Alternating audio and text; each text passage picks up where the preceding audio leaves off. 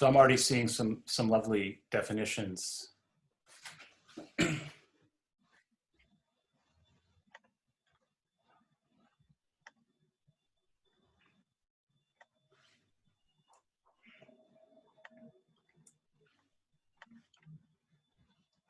Stephanie saying Sarah is really chimes for her. Spirit, that which connects us all, is in and beyond us all, a life force, all it is and more. Beautiful. So let me just give you a few words about what we're going to do. This is going to sound a little strange and wacky. We'll get back to the poem. We're going to hold hands for a minute in a few minutes virtually. We'll go back to the poem and we'll work towards thinking about our definition of spirit and try to name an act that embodies that, if we can. My name is Ted. I'm honored to be a friend of Liz Slade and to be here with you. And I'll just say that though people have suffered much more because of COVID than I have, I had to escape the apartment that I was in, and I ended up in an apartment with a giant swan on the wall. And I know it looks like it's about to eat something off my bald head, but it's actually a symbol of Amsterdam, where I'm coming to you from. And it's a symbol of protecting the city. And it was the first painting that was purchased by the Rijksmuseum, the major museum in Amsterdam. So I thought that was a pretty good place to land. I'm also directly across from one of Amsterdam's major churches, so we may hear church bells. I hope you will in a few minutes. So I hope that's an appropriate setting and background for what we might do. If I can ask you now to maybe close your eyes and imagine yourself holding hands with someone in this virtual space, perhaps in the space where you normally commune.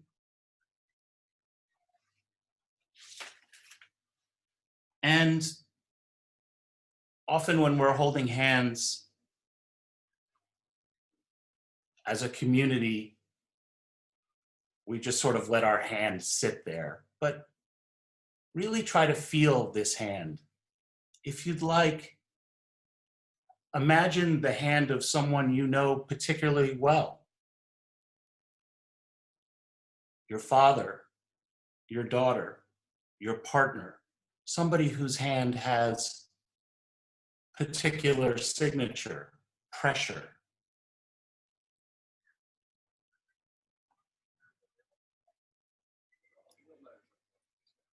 And since we are so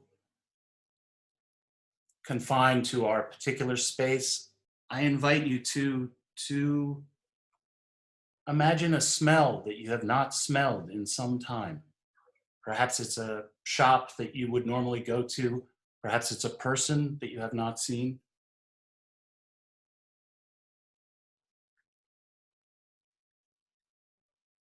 To try to hold in your mind a sight that you have not seen in the last month. Perhaps a different part of the world. Perhaps somewhere in the city where you live that you can't access now. Again, perhaps somebody you have not seen. And as we move through the senses, what about a sound that you have not heard in these last months as you've been isolated?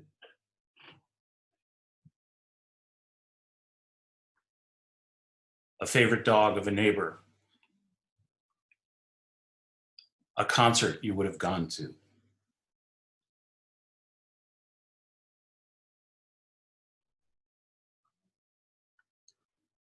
And this one will be a little tough, I imagine. How about a taste that you have not tasted in a while? A place you love to eat.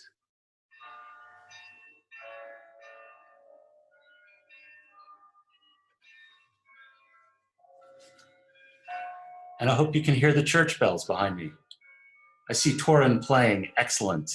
And if you want to come back to us, we'll move on. Thank you for that. I think that is the way, actually, that we end, at least for a moment, some of our isolation and be together, if only virtually. My hope today is that we can move towards something of a definition, your definition of spirit, using this poem, Final Soliloquy of the Interior Paramour by Wallace Stevens, and also to move towards naming an action that embodies that spirit. I call this an impractical workshop because, of course, you already have definitions of spirit that you carry with you. And all of you, just by the nature of being here, already act in a way that serves the world and serves that spirit.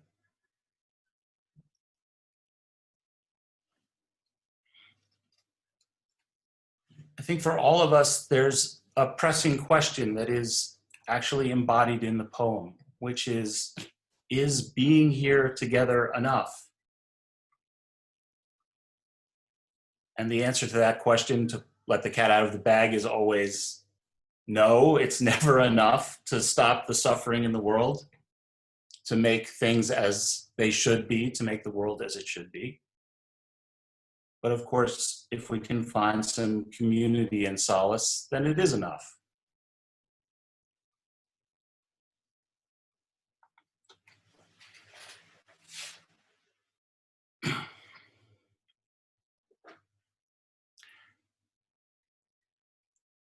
For those who are just coming in, and even if you got a chance to read the poem before, I'm just going to ask you now to read the poem again to yourself. And I know often when we're looking at poems together, the thought is, oh, it should be read out loud, and we'll read it out loud. I'll ask somebody to read it out loud in a minute. But the poem in a lot of ways is about how things are bound and boundless. And you can see the word soliloquy in the title. I'm sure everybody knows, like, a soliloquy, something that might be said by a character on stage out loud, but also might be the thought that they have to themselves. So I think there's a kind of question, should this poem be read out loud? In a way, it's about that question. So I just ask you to read it, and this time in the chat, just put a single word that resonates for you from the poem. And then we'll sort of know that you're done reading, and we'll just see which words resonate for you.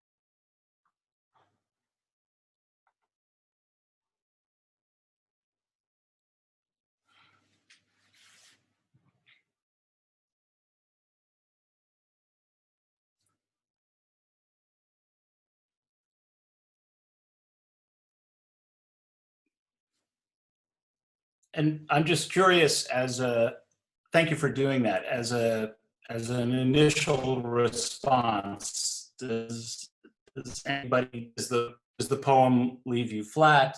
Does it grab you in? Is there anything particular that strikes you about it? Just from one or two people. If Liz, can we unmute people? I'm just curious. If you want to wave, if you want to say something, and I can unmute you.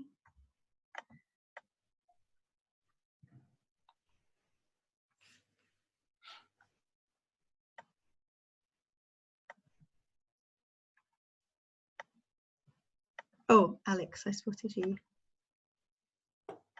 Okay. Oh. I had to unmute myself on the button. No, I'm actually sitting in my bed after yesterday's flurry of meetings, so I'm quite exhausted. But I think it really speaks to me about that sort of being in a place of rest, that sense of that in it, which feels very relevant just now. Sure. Lovely. And isn't it amazing that we can be exhausted from virtual meetings, from going nowhere? Is there anyone else who was waving that I haven't seen? Oh, Stephanie. Stephanie is, yeah. Oh, there we go, Stephanie. First time I read this, I didn't think I liked it very much. And then when you sent the link through and I put it up on my bigger screen and read it again, I completely reversed my feelings about it, and now I absolutely love it. Seemed like the second time reading through, particularly when you asked us to find a word that called to us, instead of nothing calling to me, a lot of the words did.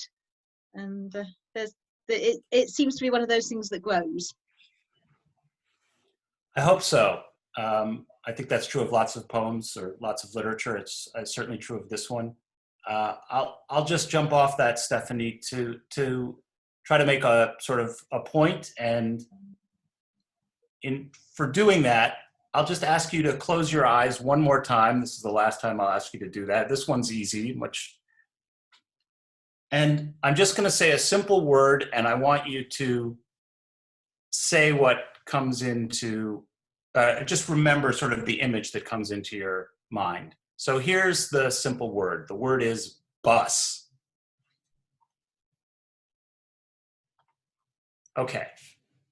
And I'll try to bring this back to what Stephanie just said, but anybody willing to volunteer what they saw in their mind's eye when I said bus? I see Sue has her hand up. And so does Matthew. I can see Matthew, so I'll unmute him first. Go, Matthew. Okay, I just unused, yeah. Okay. I just saw the street outside, just in that flash. Okay. Just big red bus, double-decker. Okay, a London bus, right? Mm-hmm. An English, yeah, sure, okay. Anybody else?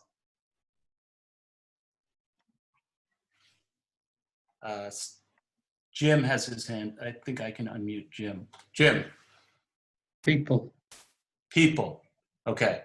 So despite hearing the word bus, which we all sort of know what that is, if I'm walking across the street and a bus is coming towards me, Jim is going to yell bus, and I know what he means.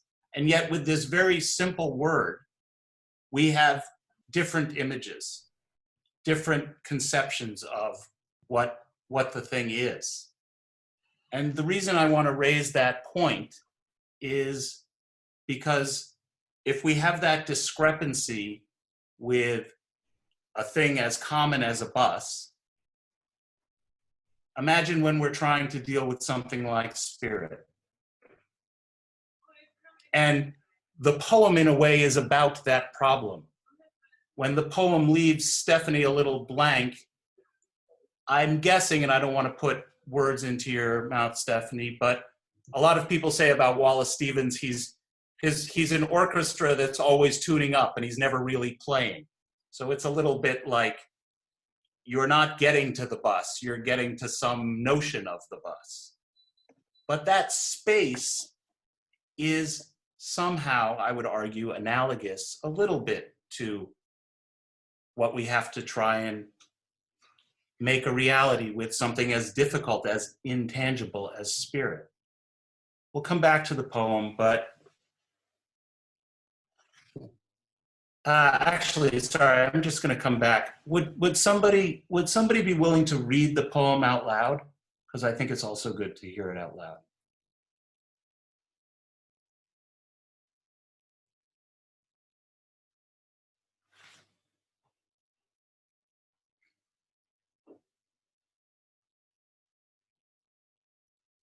Liz, you're muted. Did you? Oh yeah, I think, did I see Stephanie? Did I see Oh, you? wonderful. Great. Thank you.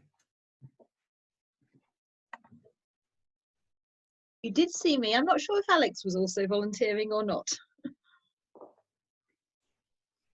Go for it, I think, Stephanie. Final soliloquy of the interior paramour. Light the first light of evening, as in a room in which we rest, and, for small reason, think the world imagined is the ultimate good. This is, therefore, the intensest rendezvous. It is in that thought that we collect ourselves, out of all the indifferences, into one thing, within a single thing, a single shawl wrapped tightly around us, since we are poor, a warmth, a light, a power, the miraculous influence. Here, now, we forget each other and ourselves. We feel the obscurity of an order, a whole, a knowledge, that which arranged the rendezvous. Within its vital boundary, in the mind, we say God and the imagination are one. How high that highest candle lights the dark. Out of this same light, out of the central mind, we make a dwelling in the evening air, in which being there together is enough. Thank you so much.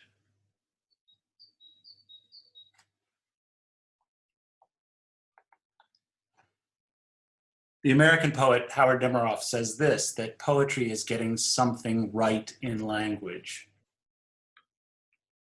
And as I was saying before, yet, how do we get things right if even the most central, obvious, tangible things, in a way, come to us incorrectly? Here's the poem again, and I've taken some of the words out, as you can see, to try and suggest the way that poetry gets something right in language and to offer a different view of the poem.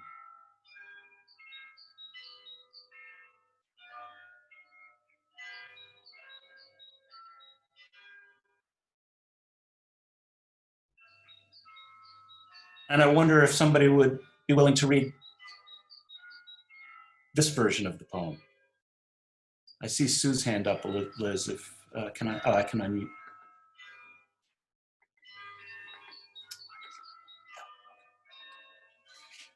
Final soliloquy. Light the first light. Rest and think. In that thought, collect all indifferences into one thing. A light, a power, miraculous influence. Here, now, forget and feel knowledge, its vital boundary, and the imagination. Out of this, make a dwelling in which being there together is enough. Thank you, Sue. So lovely. And in a second, I'll give you the opportunity to sort of do this with the poem. I'll put the poem back up, but I'm just wondering what people think about seeing the poem in that form?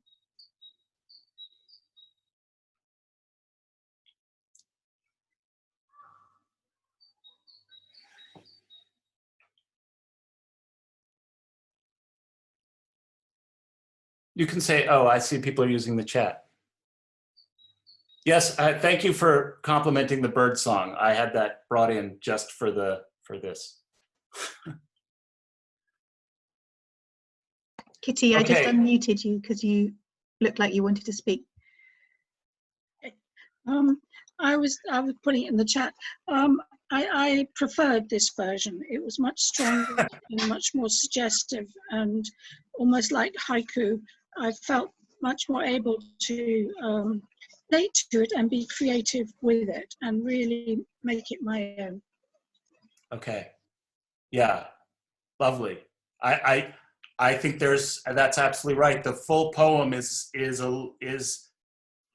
hard to grasp onto in certain ways. So with just what you just said, I return you to the full poem, but take a moment and make your own poem. The one that was above, I can return to it. That was just my version, and I've done it many times and always a different one. So you may not have pencil or paper with you. You can do it in your head for a line or a stanza, and just to enjoy it, just to feel the spirit of it.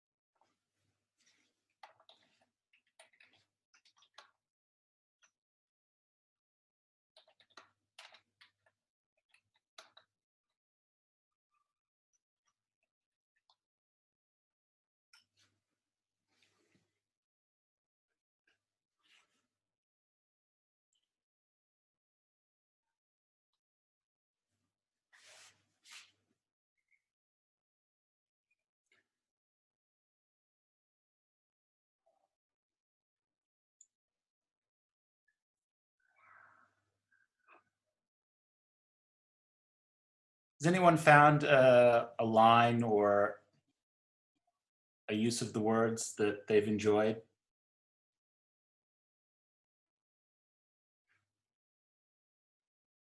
The first light of evening in a room, we rest and think, the world is good, Tom writes.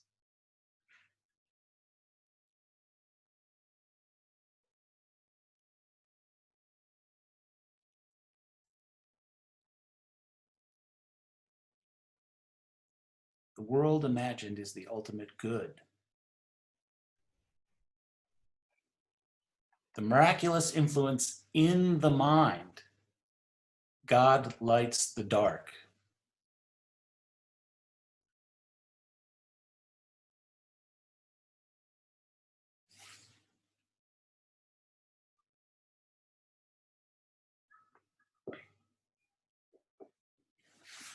being there together is enough. We say God and the imagination are one, in which being there together is enough. The same mind, a dwelling, enough.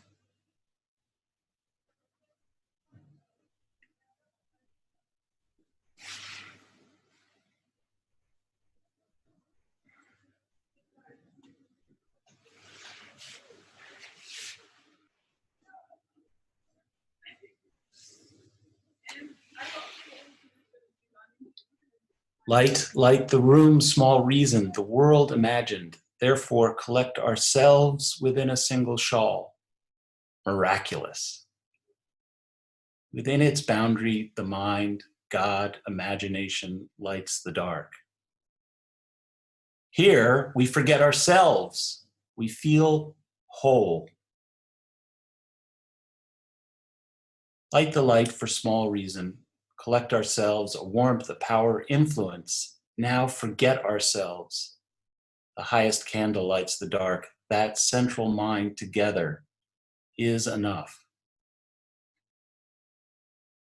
A single thing, a single shawl, a light, a power, a whole, a knowledge.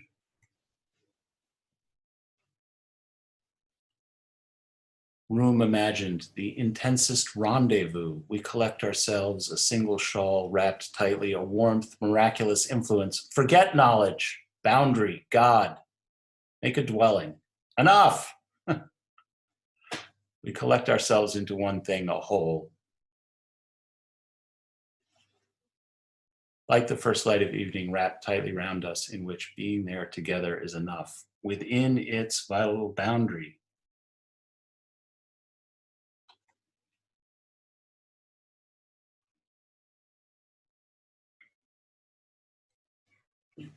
the mind lights the dark. Well, there's no, for me at least, there's no end of doing this. I hope it's of some fun and use for you. Go back. And this is sifting through the poem a little bit, whether it's just for the next few minutes or maybe as a way to rethink your definition of spirit. Try a new definition of spirit with what's in your mind right now.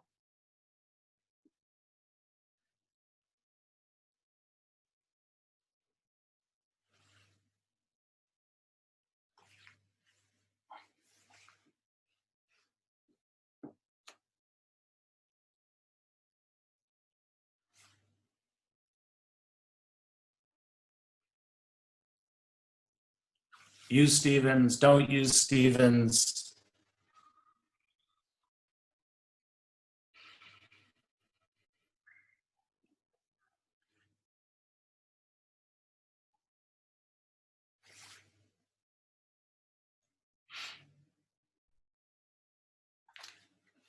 Sharing warmth and influence, forgetting ourselves, being together.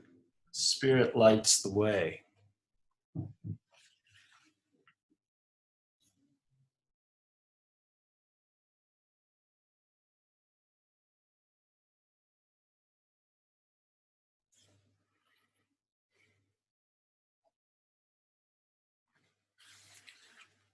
Spirit indwells, dwelling in the evening air, a depth, a stillness, a flow of energy.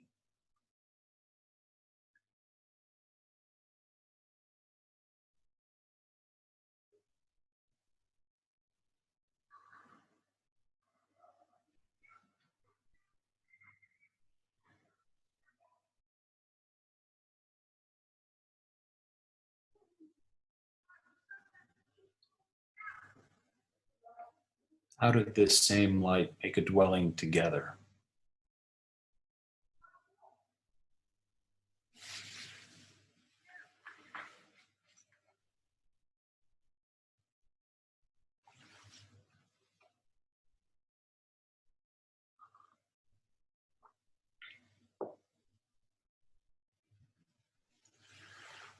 A thought we collect out of all indifferences, release from indifference.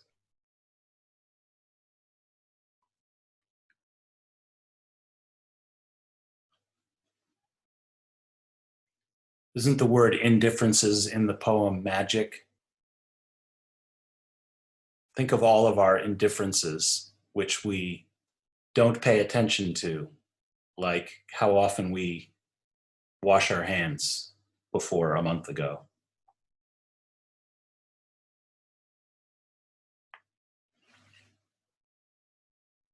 That turn out to be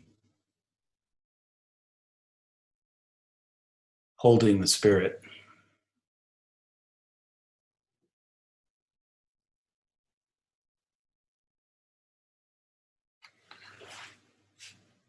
Thank you. I'm just going to keep us moving a little bit, and we'll come back to spirit. But I wanted you to think to yourself, if you'd like, you can put it in the chat. What's an action you take or can take that embodies what you consider your notion of spirit, or that you see others take that embodies a notion of spirit?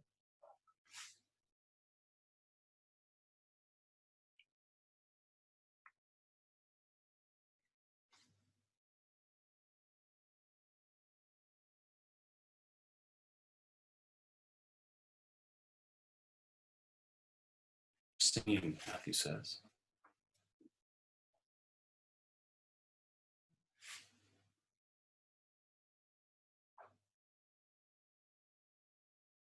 Sharing poetry, excellent. You're in the right place.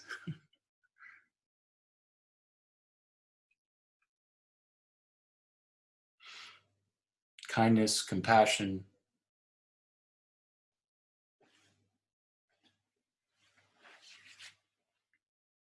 Yoga. Being alive. Music.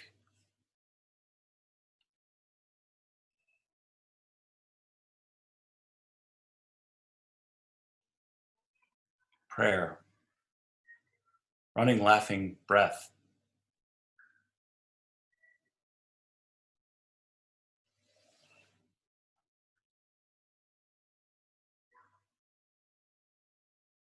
Water.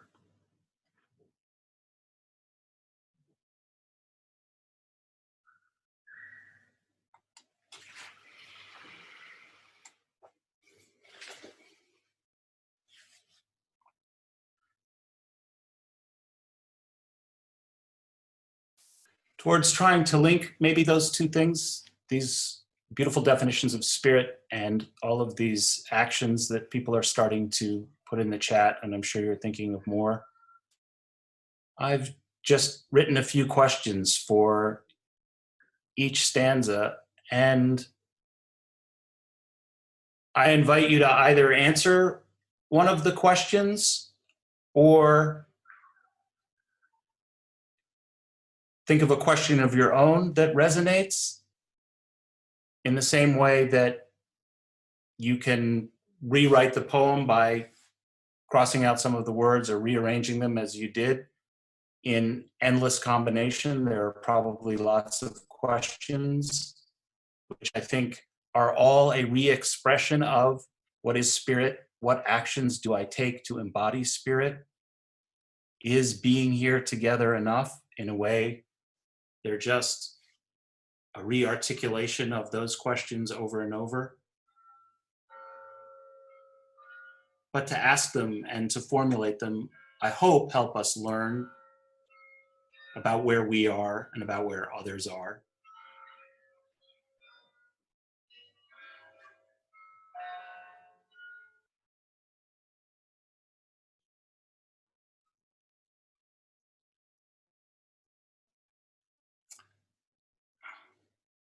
And I'll digress to say this won't impress you, but it impresses my American friends that I live next to a church built in 1604. And on Saturdays, somebody comes to play the bells. And this last Saturday, he or she was playing My Way by Frank Sinatra and a Monty Python song, the name of which I can't remember. So when this is all over, I invite you to come listen to the bells and who's ever playing pop songs on them.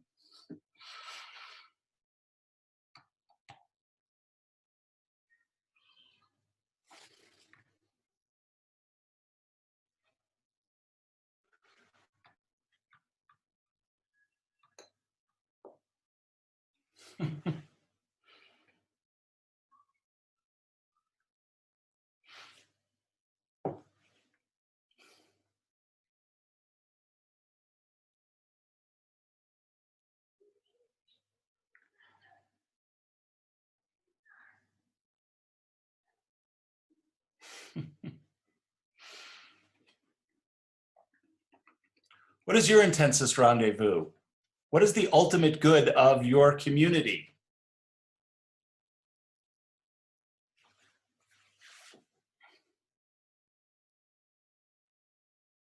Liz, I don't know, do we want to, okay, to be here.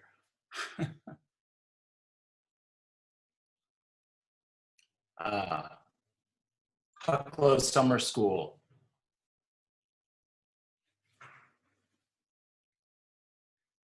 Connection.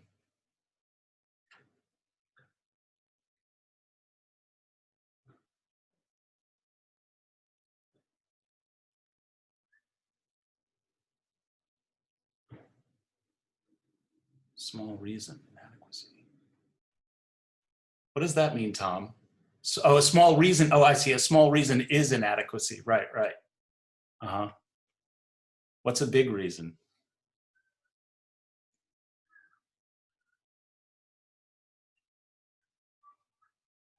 Mm-hmm.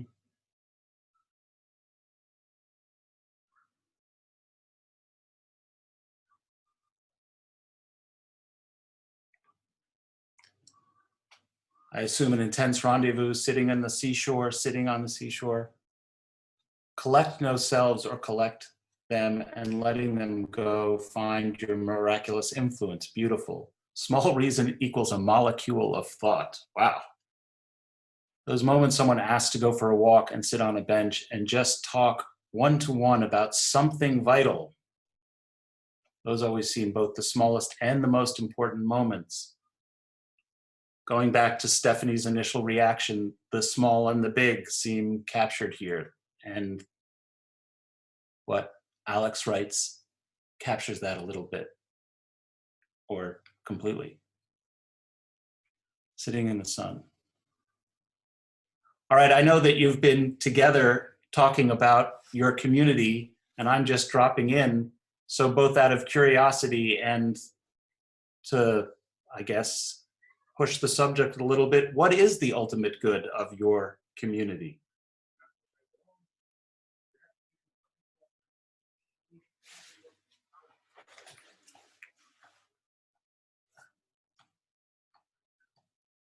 I assume that's a challenging question. I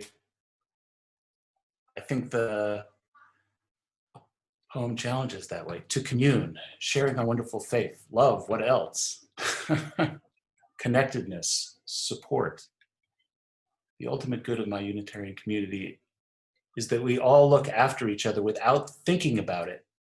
Seems to be default setting. That in itself is holy. Connecting in love, to exist for the greater good of all, not just for ourselves alone. To help us, as Forrest Church has said, to live a life worth dying for.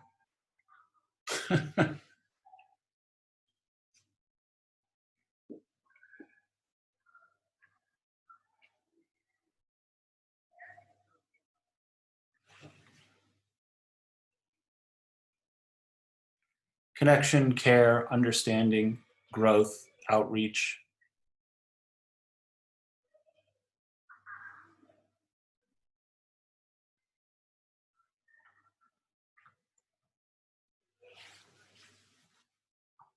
Social justice.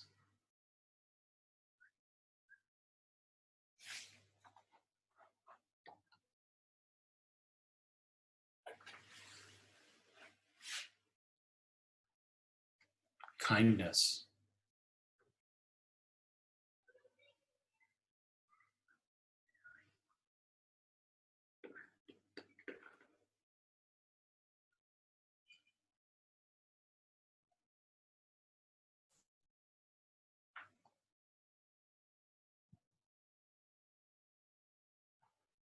So let me be a kind of burr in the saddle for a moment and say that I think these answers are beautiful. Commune, kindness, social justice. That embodiment of being here together, which we can only get as human beings, and which in some sense we're all missing because we are only meeting on screens now. But I also want to challenge you, just with the few minutes we have left, to put as concrete a thing as you can in the chat that is an act that embodies the beautiful things you've said about spirit. Sharing poetry, obviously that speaks to me. Sharing poetry with whom? Singing? Singing with my brother, singing with my sister, singing with out the window as the Italians are. I challenge us all as people with our own versions of spirit who are yet connected within this vital boundary, who would work to make a dwelling in the evening air, to also get beyond the truth that being here together has its limitation, even when we are in real space.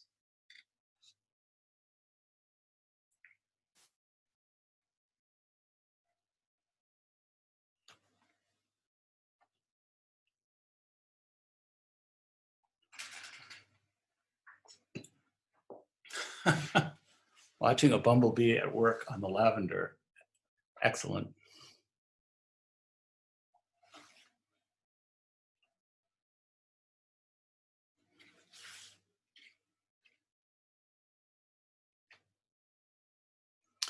Sharing our meeting space, helping a vulnerable person.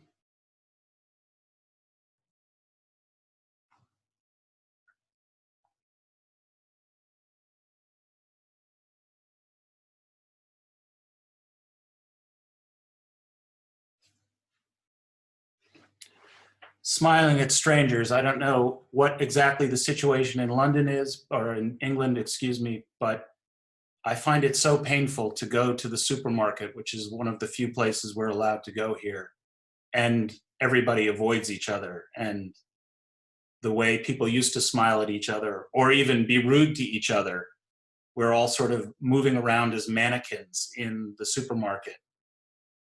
It's distressing.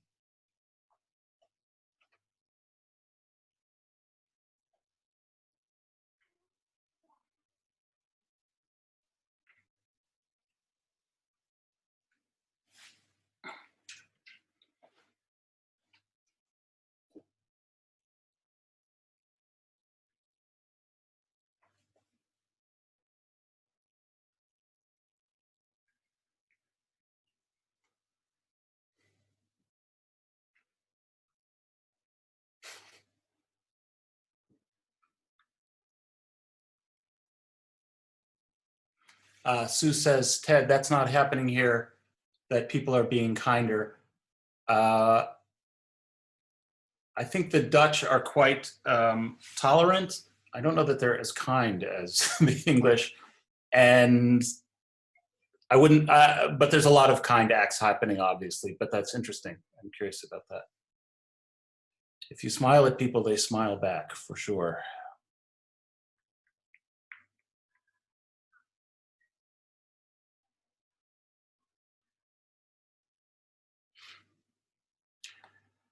Okay, and thank you for that. In my development, we have taken skirting each other. Yeah, it's distressing when you see it.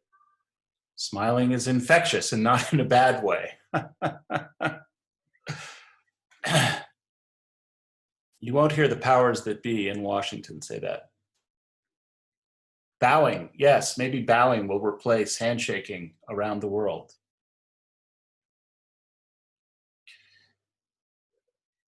Here's another version of the poem, exactly the same as the filtered one I offered you before, but I've just included obscurity near knowledge in a little bit of a faded way, because I think you might read it either way, or because I think the true knowledge and the true community that we're after often feels obscure, and the poem captures that. Like the first light, rest and think in that thought. Collect all indifferences into one thing. A light, a power, miraculous influence. Here, now, forget and feel knowledge. Its vital boundary, the imagination. Out of this, make a dwelling in which being there together is enough.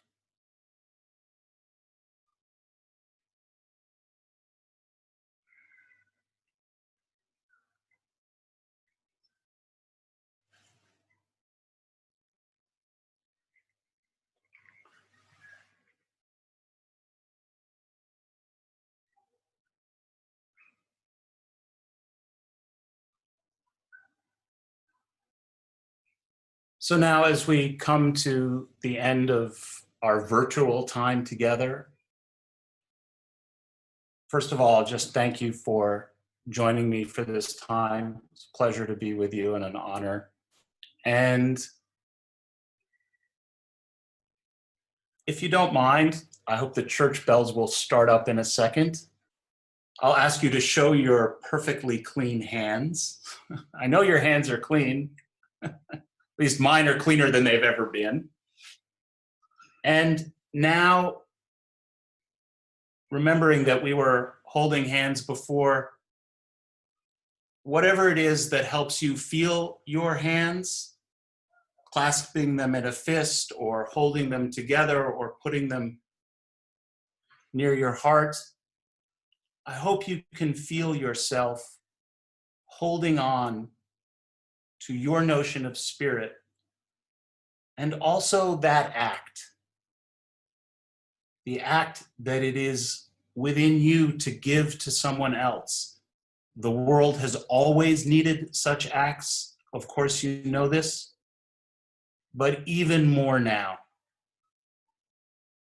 even more pressing now, is that we give ourselves through our acts that embody the spirit we want to share, to make the world as it should be, and to make being here together on this world enough.